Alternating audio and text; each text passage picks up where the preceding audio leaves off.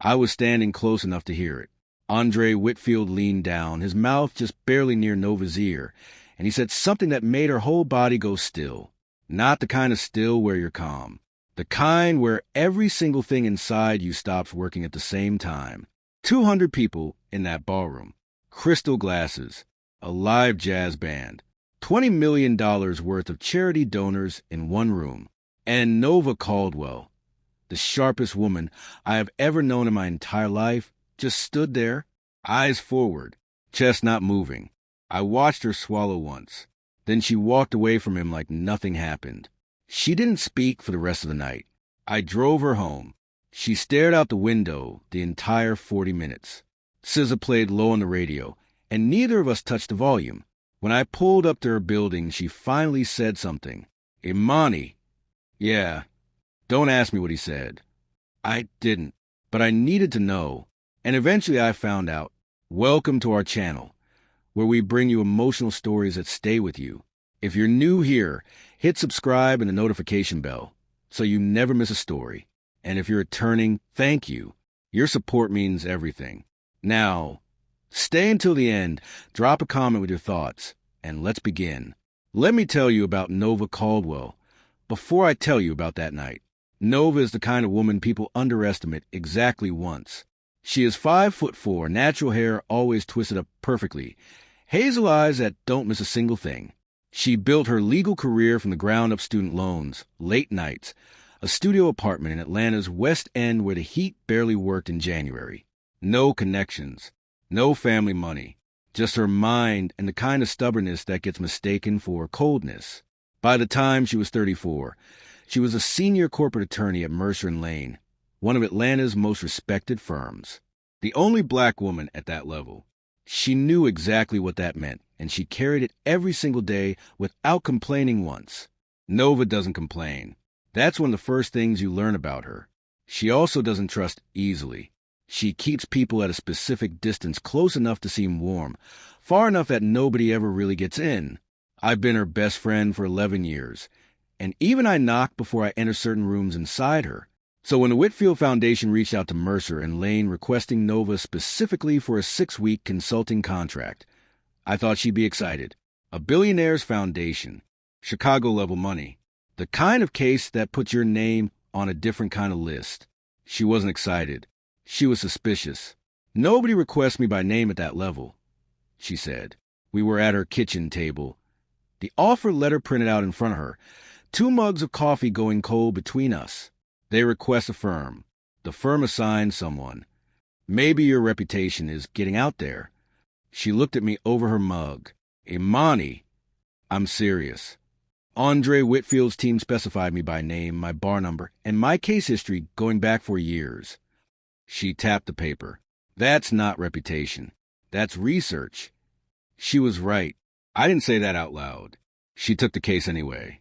Because the money was significant, and because Nova Caldwell has never once walked away from a challenge in her life. That was my first mistake, thinking this was just a case. The Whitfield Foundation's annual gala was held at the Langham Hotel in downtown Chicago on a Thursday night in late autumn. The kind of night where the wind off Lake Michigan cuts straight through whatever you're wearing. Nova flew in that morning. I came with her because she asked me to and because I knew, without knowing why I knew, that she was going to need someone in her corner. She wore a deep burgundy dress. Simple, long. Her twist out was perfect. She looked like she owned the room before she walked into it. We were 40 minutes into cocktail hour when Andre Whitfield walked in. Now, I want you to understand something. I had seen photos of this man. Magazine covers, business profiles.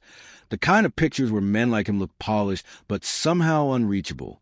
Photos did not prepare me for the actual human being. Andre Whitfield is tall, dark hair, hazel eyes, the kind that look different depending on the light. He moved through that room like someone who had never once in his life been uncomfortable anywhere. Not arrogant, not loud, just completely, utterly sure of himself in a way that takes up space without trying. He was talking to 2 of his board members near the bar when Nova spotted him. I watched her clock him the way she clocks everything: quick scan, file it away, move on. Except she didn't move on. Her eyes stayed on him 2 seconds longer than they should have. That's Nova's tell. 2 extra seconds. I store that information. The trouble started 40 minutes later. We were seated for dinner. Andre was doing his rounds, speaking to donors, shaking hands. The performance required a man who need people to keep writing checks. He made his way to our table, and his team made introductions. Mr. Whitfield, this is a legal consulting team from Mercer and Lane. Nova Caldwell is leading the contract review. Andre extended his hand across the table. Ms. Caldwell, I've heard strong things. Nova shook his hand once, let go clean.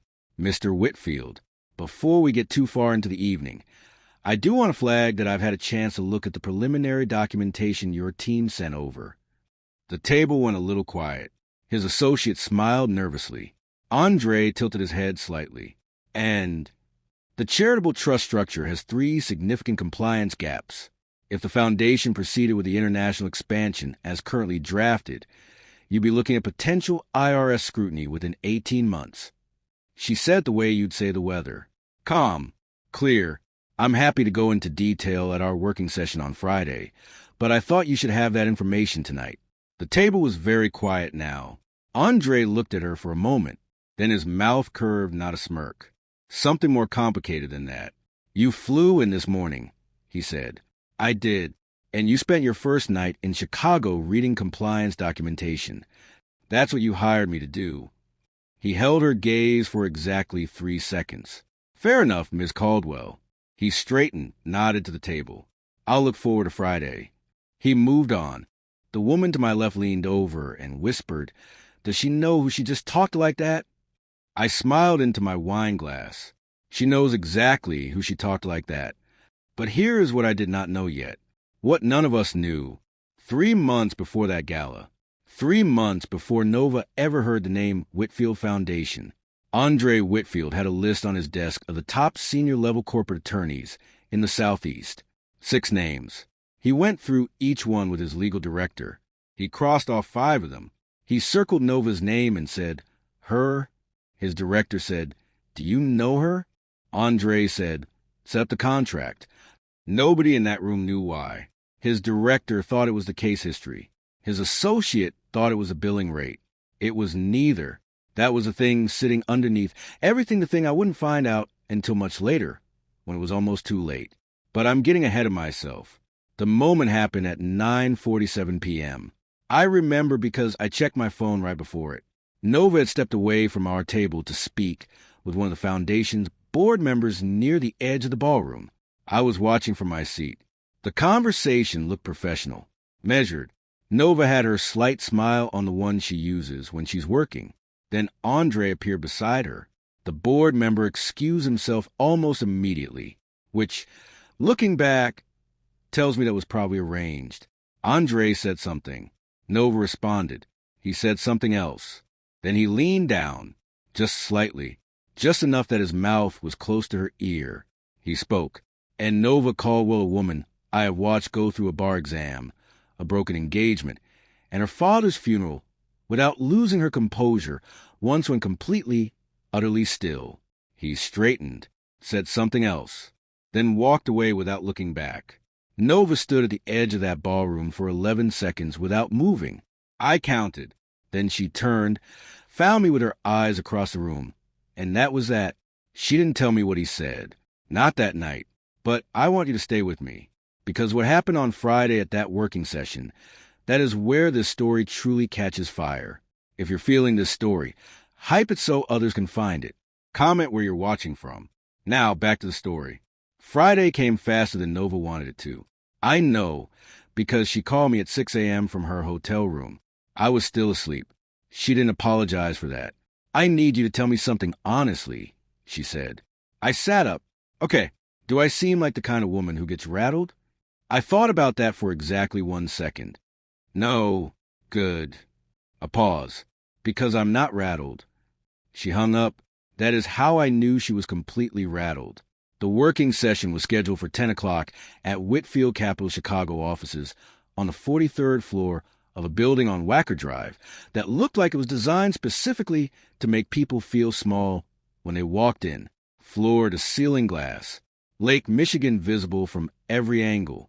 The kind of view that reminds you that some people simply live differently. Nova arrived 8 minutes early. I know because she texted me. In the lobby, 8 minutes early. I never arrive early. I texted back, "You're fine." She didn't respond. His legal team was already assembled when she walked in, for people around a long conference table. Laptops open, documents stacked. Everyone looked up when she entered, and there was that moment the one Nova has described to me before, where a room of people recalibrates when they see her. She is used to it. She walks through it every single time like it is simply weather. She set her bag down, took the chair at the center of the table, and opened her binder. "Good morning. I'd like to start with a trust amendment on page 47, if that works for everyone." It worked for everyone. They were 30 minutes in deep into the compliance gap. She had flagged at the gala. When the door opened, Andre walked in. He wasn't supposed to be there. This was a working session with his legal team, not a principal meeting. His director looked mildly surprised. His associate sat up straighter, without seeming to realize he was doing it. Andre didn't explain himself. He just pulled out the chair at the head of the table, sat down, and looked at Nova. "Continue," he said. She looked at him for one breath. Then she continued. For 40 minutes she ran that room, broke down all 3 compliance gaps, proposed restructuring language of the trust amendment, flagged 2 additional issues the original team had missed entirely. She was precise, and she was fast, and she didn't soften anything for the room. When she finished, Andre's legal director leaned over to his associate and said something quietly. Andre didn't look at his director. He was still looking at Nova. "You found the clause on page 91, he said. "I did. Our last 3 legal consultants missed it. I know. I read their reports." Something moved across his face. Not quite a smile. "Why?" "Because I don't like walking into rooms without knowing what happened before I got there." He was quiet for a moment. The whole table was quiet. "Take a break," he said to his team. 30 minutes. Everyone moved. Chairs pushed back. Phones checked. The particular relief of people who needed coffee and an exit. Within 90 seconds, it was just Andre and Nova in that conference room with Lake Michigan behind him and 43 floors of Chicago below them. Nova did not close her binder. Andre leaned back in his chair. He had his jacket off, sleeves rolled to the elbow. He looked like a man who was entirely comfortable and entirely focused at the same time, and Nova told me later that that specific combination was deeply irritating. "What did you think I was going to say?" he asked. She looked up from her binder. "I'm sorry." "Thursday night. At the gala. You walked away like I'd said something that required processing." He said it simply, no game in his voice. "What did you think I was going to say?" Nova closed her binder then, set her pen down parallel to the edge of the table the way she does when she is choosing her next words very carefully. "Mr. Whitfield. Andre. Mr. Whitfield." She let that land. "What you said Thursday night was inappropriate regardless of the setting. I'm here in a professional capacity. I'd prefer to keep it that way." He nodded slowly. "That's fair." She picked her pen back up. "I meant it, though," he said. Her pen stopped. "Every word," he said, "in case that matters to you." She didn't look up. "It doesn't." But her pen stayed still for 4 full seconds before she opened her binder again. "I know because she told me." She counted. Here is what he had whispered to her at the gala. "She told me that Sunday, on the flight back to Atlanta, somewhere over Tennessee with clouds below us, and her voice very quiet. He had said, 'I requested you specifically because I've been watching your work for 2 years. You are the most precise legal mind I've encountered in a decade of dealing with attorneys. And I think you already know that I'm not just talking about work.'" That was it. That was what stopped her cold. Not a threat. Not anything inappropriate in the technical sense. Just a man saying a true thing with complete, devastating calm. She stared out the airplane window when she finished telling me. "Nova, that's not nothing." "I know. So what are you going to do?" She was quiet for a long time. The clouds moved below us. The drink cart rattled past. "My job," she said. I looked at her profile. The set of her jaw. The way she was holding the armrest just slightly too tight. She was lying. Not to me. To herself. And the most dangerous thing about Nova Caldwell is that she is very, very good at that.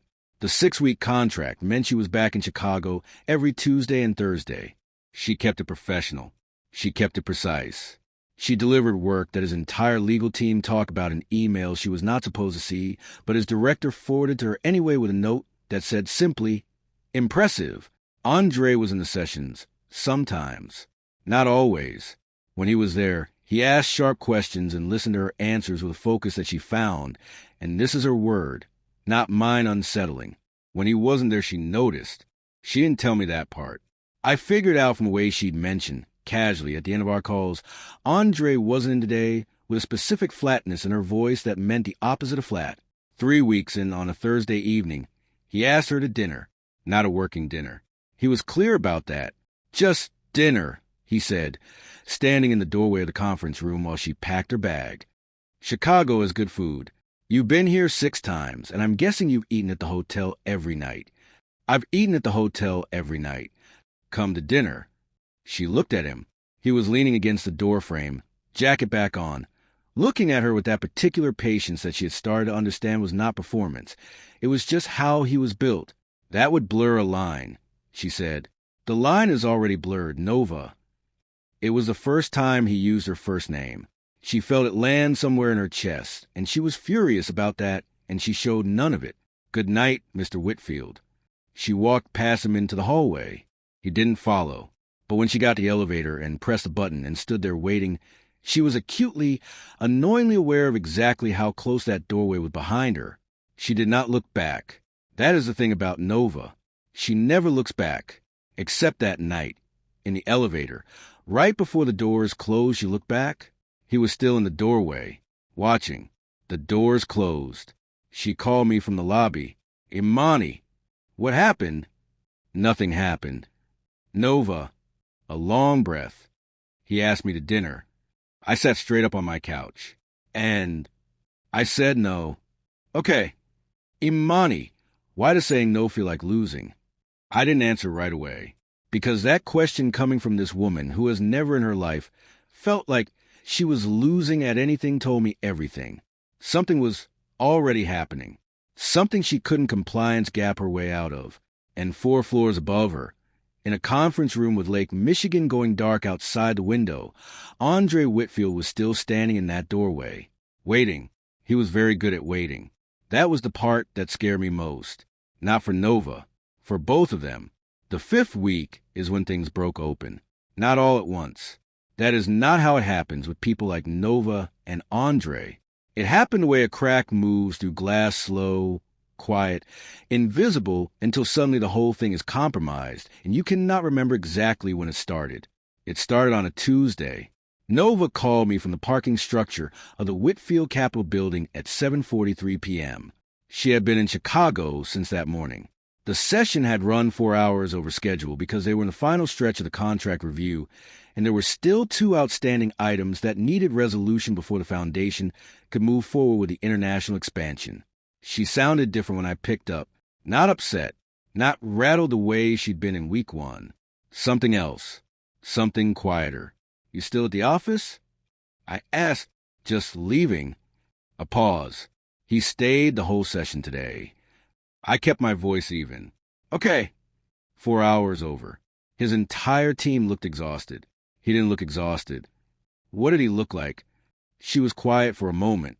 I heard her car door open and close. The particular silence of a parking structure settling around her. Like he had nowhere else he needed to be, she said. I let that sit between us for a second. "Nova, don't. I haven't said anything.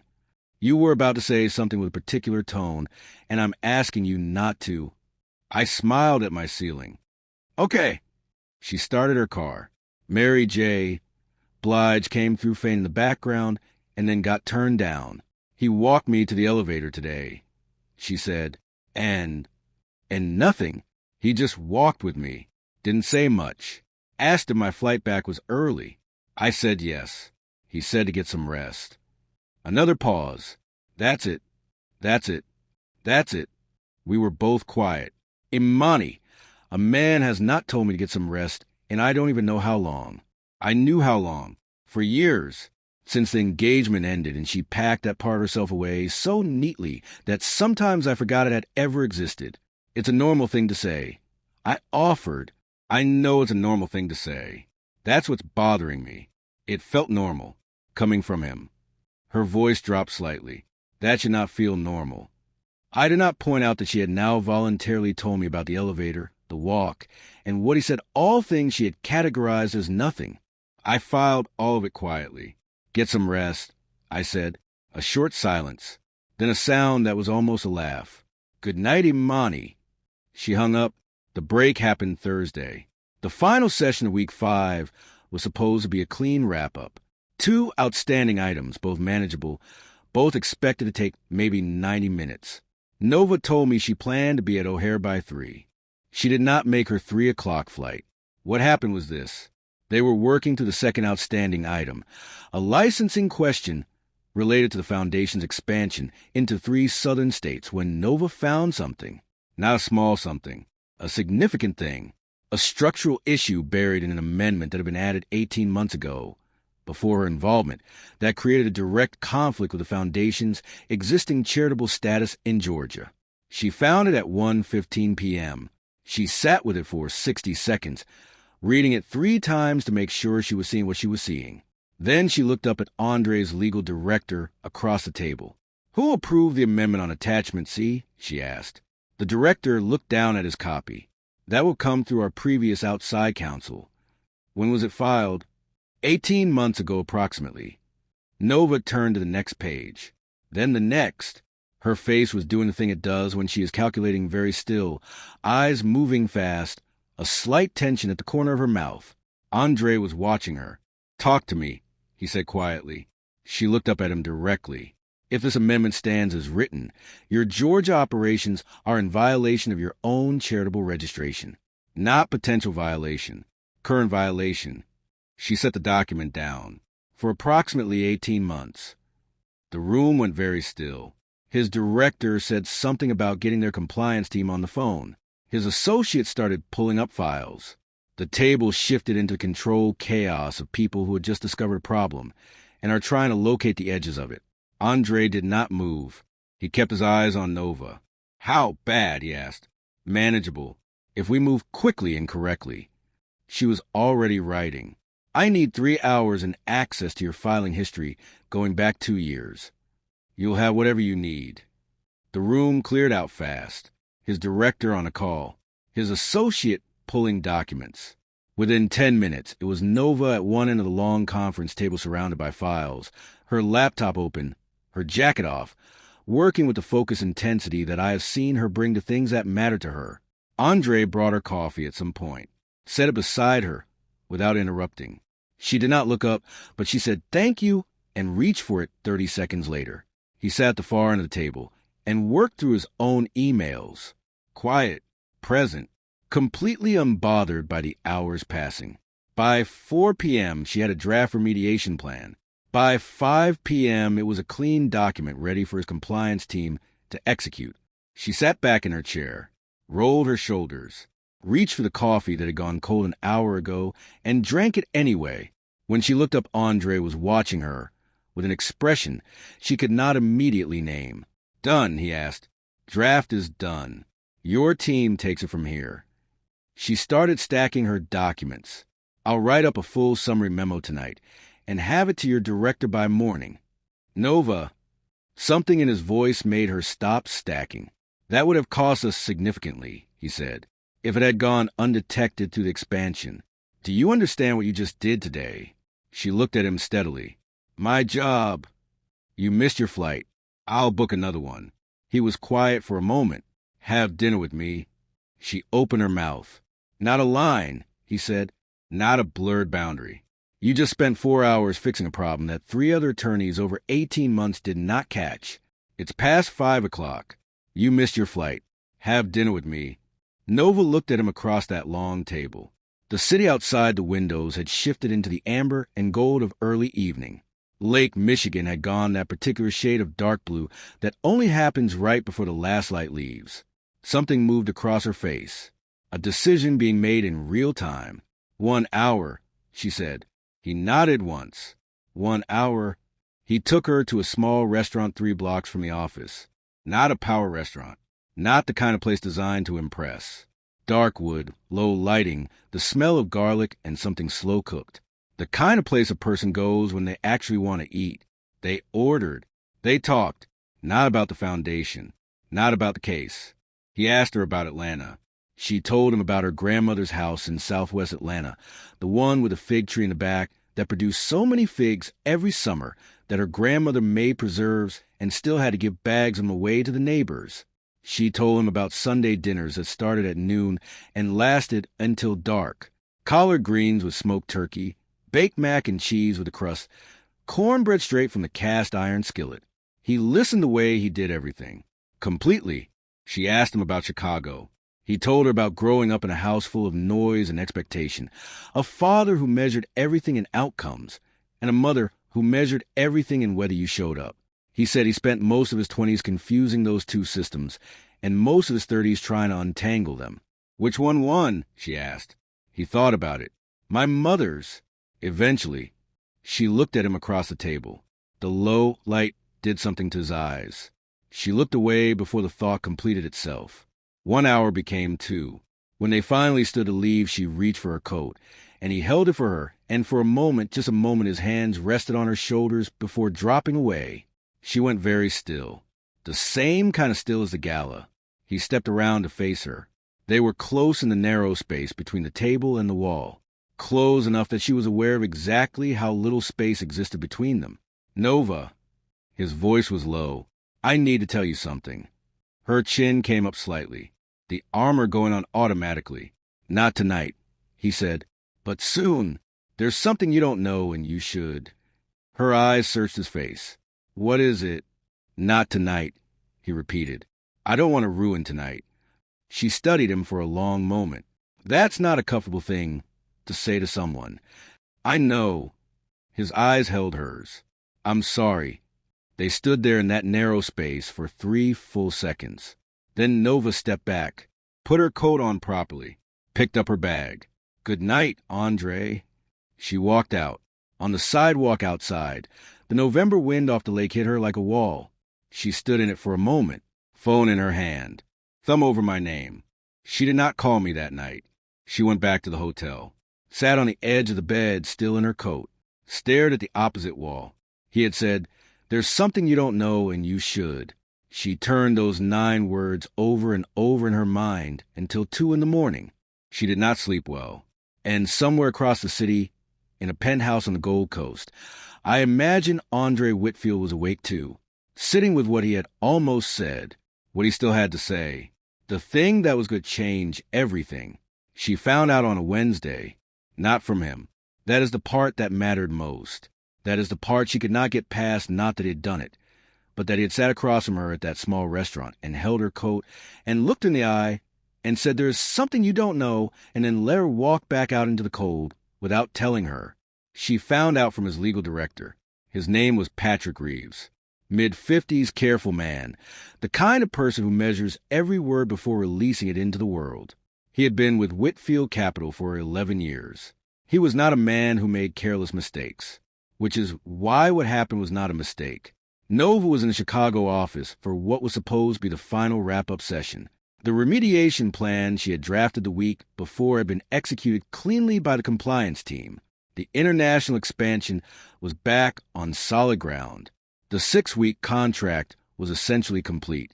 She was gathering her files when Patrick walked into the conference room, closed the door behind him, sat down across from her with the particular posture of a man who has decided to do something he has been debating for a while. Nova looked up. Ms. Caldwell, he said, I want to ask you something, and I need you to be straight with me. She set her files down. Okay, has Andre spoken to you yet? Why were you selected for this contract? Something shifted in the room. The air changes in that specific way it changes when a conversation becomes something else entirely. He told me my case history, she said carefully. Patrick nodded slowly, like that was the answer he expected. He looked down at the table for a moment, then back up at her. Ms. Caldwell, I have been with this company for 11 years. I have never once involved myself in anything outside my professional responsibilities. He paused. What I'm about to tell you, I'm telling you, because I believe you have a right to know, and because I don't think Andre is going to tell you himself before you get on that plane today. Nova sat very still. 18 months ago, Patrick said, you were offered a partnership position at Crane and Sullivan in Washington, D.C. She blinked. I'm aware. You turned it down. The timing wasn't right. Patrick looked at her steadily. Did it ever occur to you that the timing felt wrong because the offer itself felt wrong? That the package was slightly below what you were worth? That the terms were just uncomfortable enough that declining felt reasonable? Nova's eyes narrowed. What are you saying? 14 months ago, Patrick continued, measured and slow, you were recruited by a firm in New York, senior partner track. You withdrew your name from consideration before it reached the offer stage. I withdrew because she stopped. She had withdrawn because the recruiter had come back with a list of concerns from the firm. Concerns about fit. Concerns that felt oddly vague and had never quite made sense to her given her record. Her mouth went dry. 8 months ago, Patrick said, there was a position in Atlanta, your own city, a named partnership. You never even received a formal offer. The room was very quiet. Nova's voice, when it came out, was completely flat. Patrick, I found out 14 months ago. I want to be clear I was not involved. I was not aware until I came across a communication that I was never meant to see. He kept his eyes on her.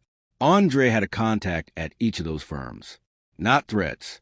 Nothing illegal. Just influence. The kind of quiet, specific influence that men with his resources can apply without leaving fingerprints. He paused. The offers were softened. The recruitments were cooled. You stayed in Atlanta. Nova did not move. He did not do it to harm you, Patrick said. I want to be clear about that, too.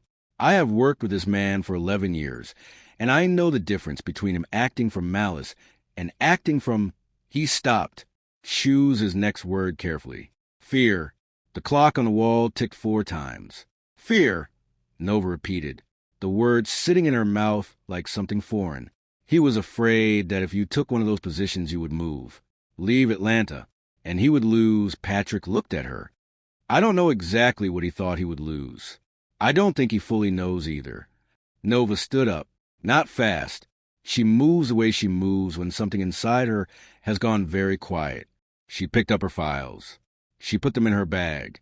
She put her pen in the front pocket. She picked up her phone and set it face down in her palm. Every movement is precise, controlled. The way you move when the alternative is falling apart, and falling apart is not something you are willing to do in front of anyone. Thank you for telling me, she said. Her voice was completely steady. She walked to the door. Miss Caldwell. Patrick's voice stopped her, but she did not turn around. He requested you for this contract because he wanted to be near you, because he has wanted to be near you for 2 years, and this was the only way he could think of to make it happen without just a pause. He didn't know how else to find his way to you. Nova's hand was on the door handle. She stood there for 3 seconds. Then she opened the door and walked out. She did not go to Andre's office. She did not stop at the reception desk. She walked to the elevator, pressed a button, rode 43 floors down the lobby, and walked out onto Wacker Drive into the air, so cold it hit her like a closed fist. She stood on that sidewalk for a moment. The Chicago wind pulled at her coat. People moved around her in both directions. The city was entirely indifferent to whatever was cracking open inside her chest. She called me. I picked up on the second ring. Nova, what's wrong? Nothing's wrong. Her voice was that flat, steady voice. The one that means everything is wrong. Talk to me. You remember the Crane and Sullivan offer 18 months ago? I frowned. The D.C. thing? Yeah, you turned it down. I didn't turn it down, Imani. A beat of silence. What?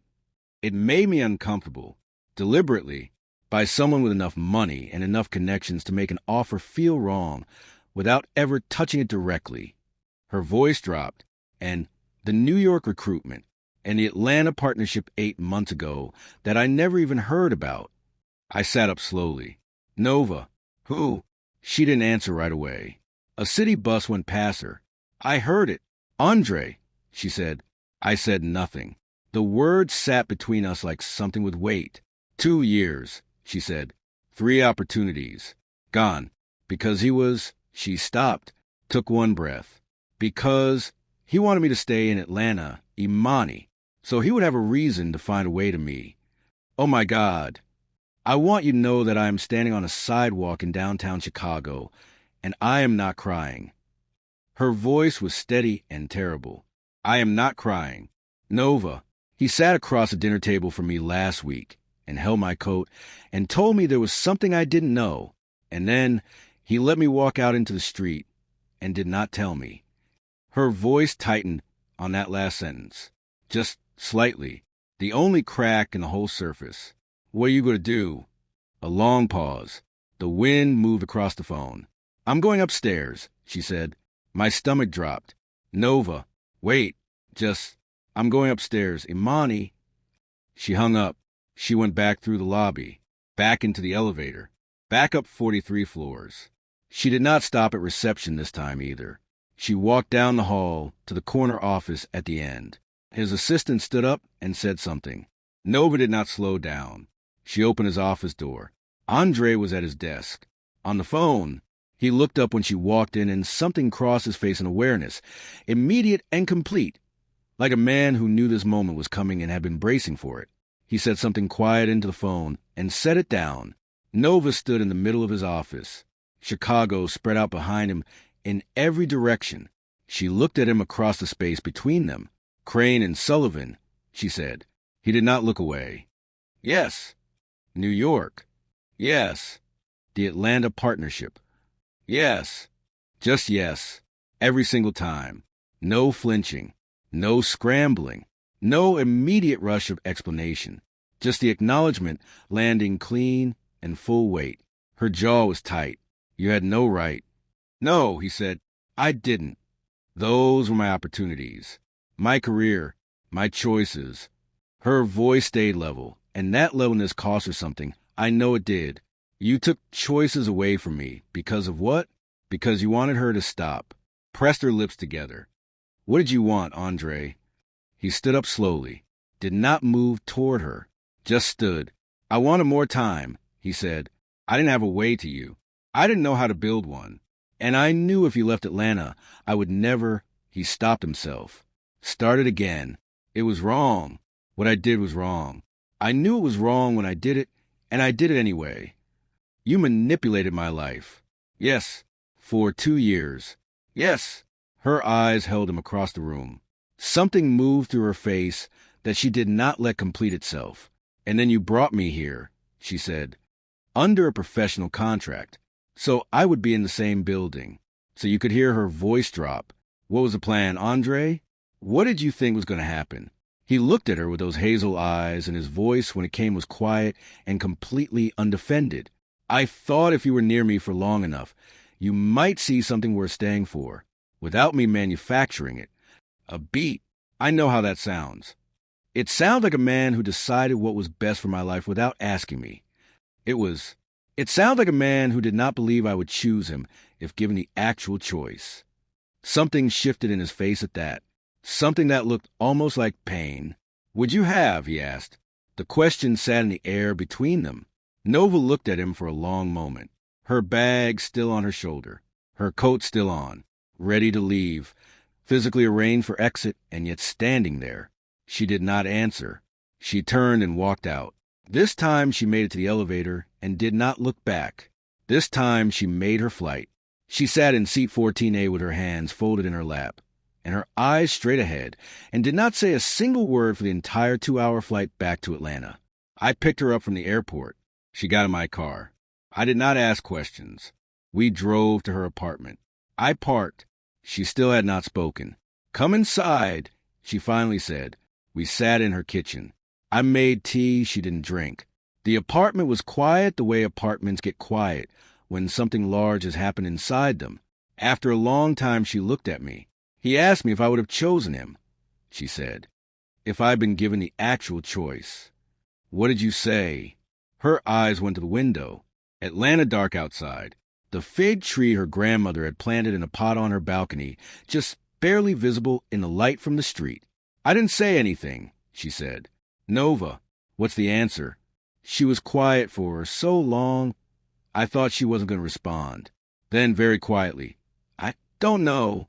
And that is the most terrifying thing I found out today. She went to her room at midnight. I stayed on her couch, and I lay there in the dark thinking about what Patrick had said. That Andre did not act from malice, that he acted from fear. Two people. Both were terrified, both circling the same thing from opposite sides. And somewhere between Atlanta and Chicago, a question still hanging in the air with no answer attached to it. Would you have chosen him? I didn't sleep much that night either. She submitted her resignation on a Thursday morning, not just from the Whitfield Foundation contract, from Mercer and Lane entirely. 11 years, every case, every late night, every moment of being the only one in the room who looked like her packaged into a single clean letter that she slid under her managing partner's door at 7 a.m. before anyone else arrived. I found out at 7:43 a.m. when my phone buzzed. I resigned this morning. Don't call me until after 9. I called her immediately. She didn't pick up. I drove to her apartment. She opened the door in her robe, hair wrapped, a mug of coffee in her hand, looking like a woman who had made a decision and was not interested in discussing whether it was the right one. Nova, come in or don't. But I'm not standing in the doorway. I came in. Her apartment looked the same as always. Clean, specific, every object in its place. Nova's spaces always looked like her intentional, controlled, nothing accidental. But there was a suitcase open on the floor near the hallway. Half-packed, neat stacks of folded clothes waiting to go in. I stood and looked at that suitcase for a moment. Where are you going? I said. Portland. She sat down at her kitchen table, wrapped both hands around her mug. I have a friend from law school there. She's been asking me to visit for 2 years. I'm going to go visit. For how long? I don't know yet. I sat down across from her. The table between us had her laptop open, a one-way flight confirmation on the screen, departing Saturday morning. No return date. Talk to me, I said. I've been talking. Her voice was measured, not cold, tired in a way that goes deeper than sleep.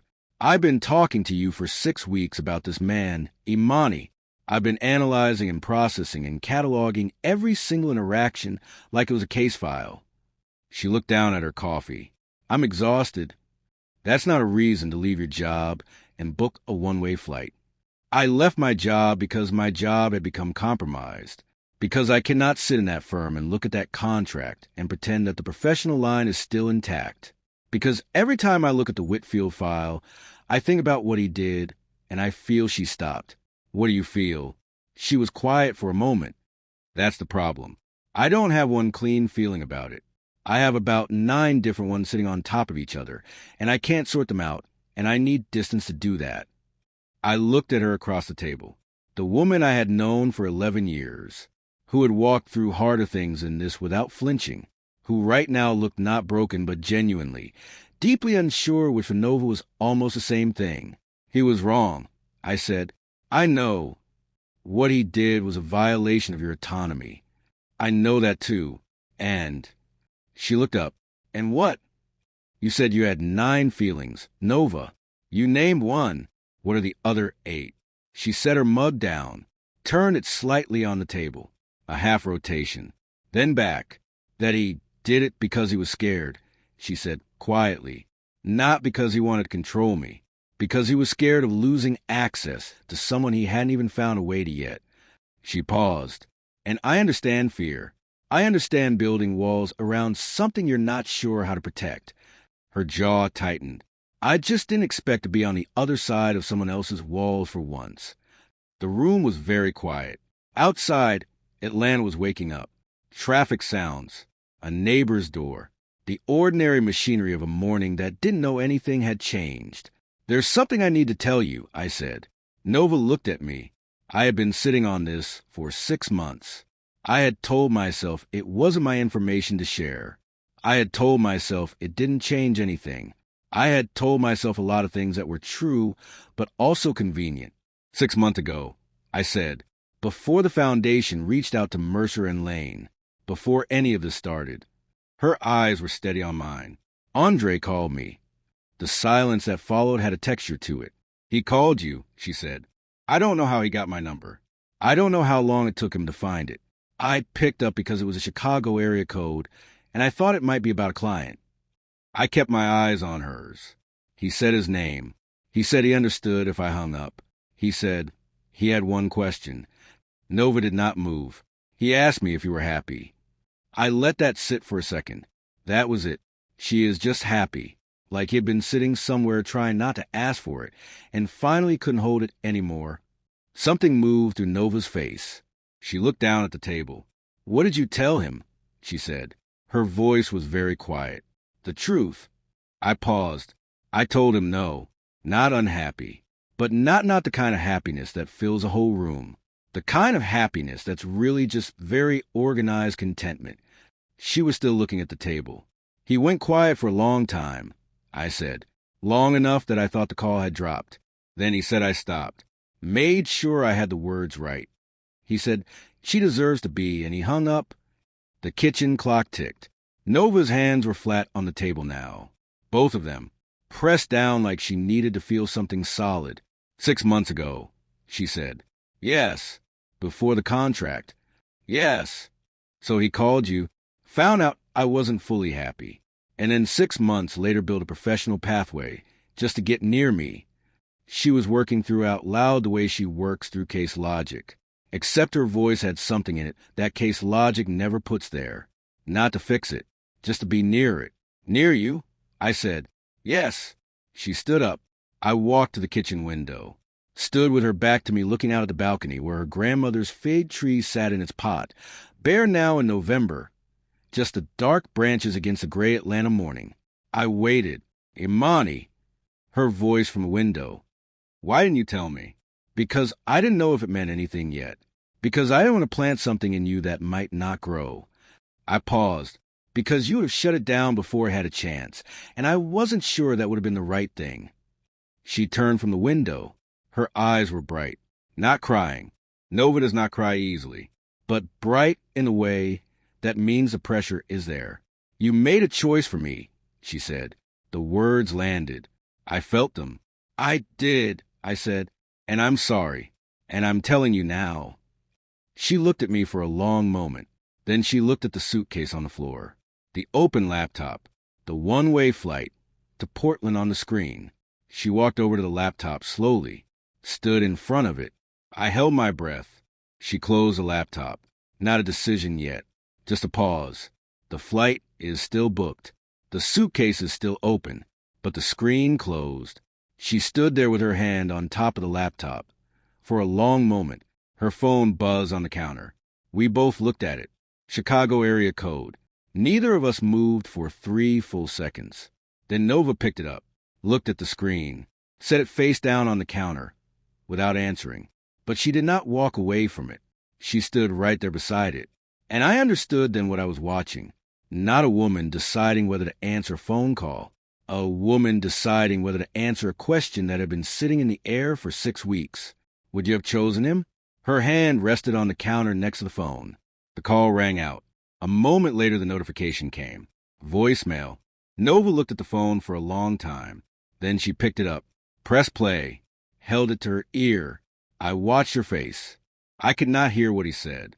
I only saw what it did, the slight softening around her eyes, the way her shoulders dropped approximately 1 inch, the way she turned slightly away from me not to hide, but because whatever she was hearing was too private to receive with a witness.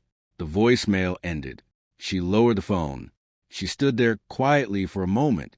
"Nova," I said carefully. "What did he say?" She set the phone down, looked at the closed laptop, looked at the suitcase, walked to the suitcase, and stood over it for a long moment. Then she reached down and picked up the stack of folded clothes sitting beside it. She carried them back to her bedroom. I waited at the kitchen table, sat very still, listened. When she came back, she sat down across from me, picked up her coffee mug, drank from it, even though it had to be cold by now. He said, "He's sorry," she said. "Not the kind of sorry that explains itself. I'm just sorry. I was wrong." And then he said something else. "What?" Her eyes went to the window again. The fig tree, The bare branches. He said my grandmother's fig tree is probably just dormant, not dead. She paused. He said things that look bare in November usually come back in spring. I stared at her. He said that. He said that. I pressed my lips together. I looked at the ceiling briefly. I looked back at her. Nova Caldwell, I said. Don't. That man. Imani, I'm serious. Do not. But she was looking at the window, at the bare branches of the fig tree her grandmother had planted, and there was something on her face that had not been there in 4 years. Something unguarded. Something that did not have a wall around it yet. Something that looked like the very beginning of a choice. She did not book another flight that day. She did not unpack the suitcase completely either. She sat in that in-between space the way she always sits in the hard ones, until she knew what she actually wanted to do. I stayed. I ordered food. Jill Scott played low from the kitchen speaker. We ate macaroni and cheese from a place on MLK Drive that does it right, baked with a crust, the way Nova's grandmother used to make it. We didn't talk about Andre again that night.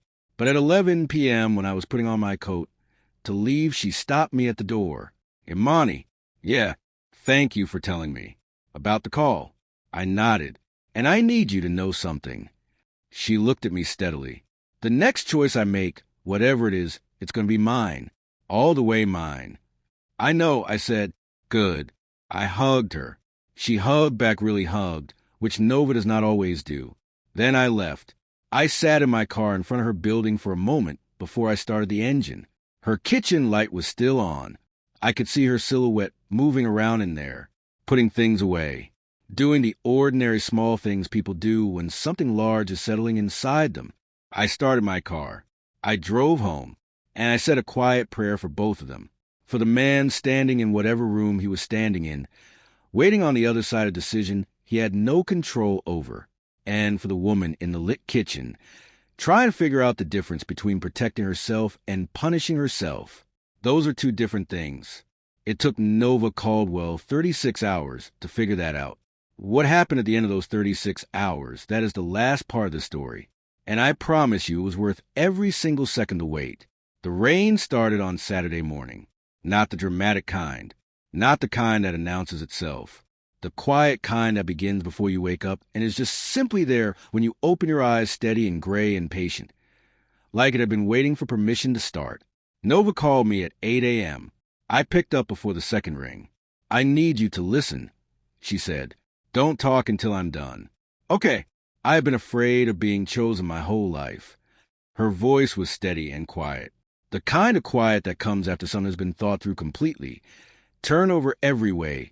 Examine from every angle until what's left is just a plain true thing. Not afraid of being rejected. Afraid of being chosen. Because if someone chooses you, really chooses you, then you have to be present for that. You can't manage it from a distance. You can't organize it into something safe. A breath. And I have spent a very long time making sure that nothing in my life could not be managed from a distance. I didn't speak. She had said, don't talk. What Andre did was wrong, she said. I'm not moving off of that. He made decisions that were mine to make, and he does not get to do that. A pause. But I've also spent 36 hours being honest with myself about something. Her voice shifted, just slightly. I have been doing the same thing to myself that I'm angry at him for doing. I have been quietly closing doors before I even walked up to them, not letting offers fully form, not letting people fully in, deciding in advance what I could and could not survive. She stopped. I have been managing my own life from a distance, Imani, for 4 years. The rain outside my window was soft and continuous. So I'm done with that, she said simply. I'm done with all of it. I heard her moving, the sound of her apartment around her, a door, her keys. Nova, where are you going? Chicago. My heart did something complicated. There's no flight that fast on a Saturday morning. I drove to the airport at 6. I've been sitting here for 2 hours waiting for a seat to open on standby. A pause. One just did. I pressed my hand over my mouth. Don't cry, she said. I'm not crying. You're about to. Nova, I know what I'm doing, she said. And the thing was I believed her. Completely. For the first time in 6 weeks, I believed that she was not managing this, not organizing it, not holding it at the careful measured distance she held everything. She was just doing it, walking straight into it with both hands open. I'll call you when I land. Call me the second you land. I will. Nova, Imani, I have to go. They're calling my row. I know. I love you. A beat, then warm and real. I love you too. She hung up. I sat in my bed in the Saturday morning rain with my phone in my lap and cried a little bit, not sad crying. The other kind. The kind that comes when something you've been hoping for quietly for a long time finally starts moving in the right direction. She landed in Chicago at noon. She did not call ahead. I asked her later why, and she said because she needed to do this without a net, without having arranged the outcome in advance, without knowing what she was walking into, just herself and the decision and whatever happened next. She took a car from O'Hare to the Gold Coast. The rain had followed her north, or maybe Chicago had its own steadying cold, the Lake Michigan kind that has real weight to it, that presses through jackets and doesn't apologize. She had his address from the foundation documents. She had looked at it once, 6 weeks ago, filed away in the part of her mind where she put things she told herself she wasn't going to need. She needed it now. The building was a brownstone on a quiet street 1 block from a lake. Old money architecture. The kind that doesn't announce itself because it doesn't need to. She stood on the sidewalk in front of it in the rain, without an umbrella, and looked at the front steps. She told me later that she stood there for almost a full minute, not second-guessing, just arrived, letting herself fully arrive at the thing she had decided to do. Then she looked up. Andre was already outside. He was standing on the top step, no umbrella, no jacket, just a dark Henley and dark pants, and a kind of stillness that meant he had been there for a while. His hair was wet. The rain had soaked through his shirt at the shoulders. She stared at him. He looked at her like a man who had been bracing for something for a very long time and was now simply standing in it. She climbed the steps slowly. The rain came down around both of them. By the time she reached the top step, she was close enough to see his face, clearly the tension around his jaw, his eyes on her, the particular way he was breathing like he was measuring it carefully. They stood there for a moment, rain falling, the street quiet behind her. "You didn't call," he said. His voice was low. "I know. I would have come to you, Nova. I want you to know that. I was going to get on a plane Monday morning and come to Atlanta and stand outside your building until you—" "I know," she said again, softer this time. He looked at her. Something in his face cracked open slightly, not dramatically, just a small fracture in controlled surface that let something real show through. "I have to say something to you," she said, "and I need you to just let me say it." He nodded once. "What you did was wrong." She held his eyes. "You don't get to make choices for my life. Not ever. Not even from a place of fear. Not even with good intentions underneath it." Her voice was steady and serious, and she meant every word. "If we do anything with this, whatever this is, that cannot happen again. I need to be in my own life fully. All of it. My choices, my opportunities, my direction." "I understand," he said, quietly, completely. "I'm not done." He waited. She took a breath. The rain was in her hair now, on her coat. Neither of them moved. "I am also done lying to myself," she said, "about what I want." She looked at him directly, the full force of those hazel eyes with nothing in front of them for once. No management, no distance, just her. "I think I wanted this you since the night you leaned down at that gala and said a true thing to me without flinching." Her jaw tightened slightly. "And I have been furious about that every single day since, because it was inconvenient and complicated, and you turned out to be someone who did something I had to forgive." Something moved across his face. His hands came up slowly, carefully, giving her every chance to step back and settle on her arms. Just holding, not pulling. "Can you," he asked, "forgive it?" She looked at him for a long moment. The rain came down. "I'm here, aren't I?" she said. Something broke open in his expression then. Not collapse release. The kind of release that happens when a person has been holding something for so long that letting it go changes their entire face. He pulled her in slowly, both arms around her, her face against his chest. his chin coming down to the top of her head. She let herself be held, all the way held. No part of her managing it or measuring it or keeping one hand on the door. She told me later that standing in the rain on those steps being held by that man was the first time in 4 years that her whole body relaxed at once, like every carefully maintained tension she had been carrying simply released, all of it at the same time. They stood there in the rain for a long time. Neither of them spoke. They didn't need to. Eventually, he said her name quietly. Just her name. Nova. The way you say a word when you've been afraid of losing it, and it's still there. She tilted her head back and looked at him. He looked back, and that was the moment. Not a grand gesture. Not a speech. Just two people at the top of a rainy staircase in Chicago, looking at each other with nothing in the way. She reached up and touched his jaw with one hand.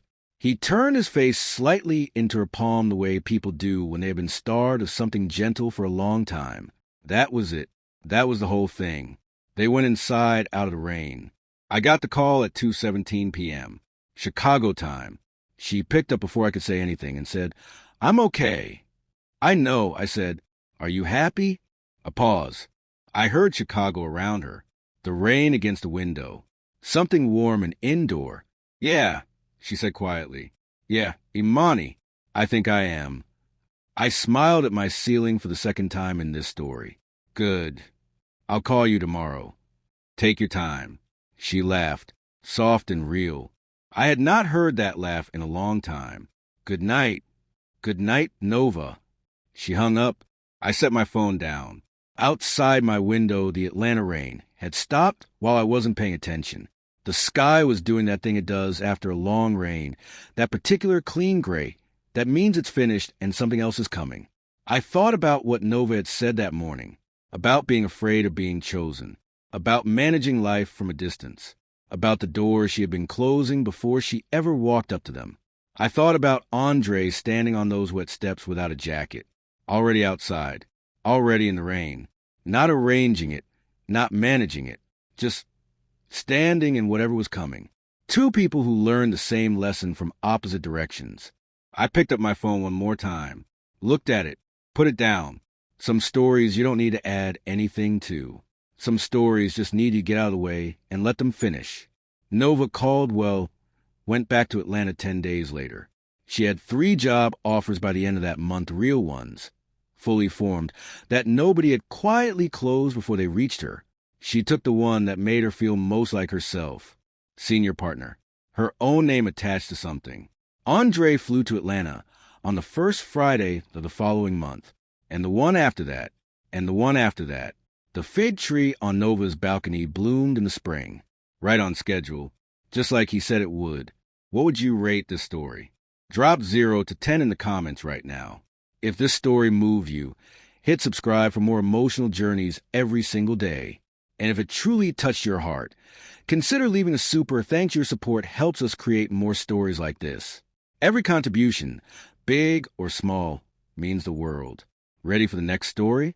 It is even more dramatic than this one. Click now. Thank you for being part of this journey.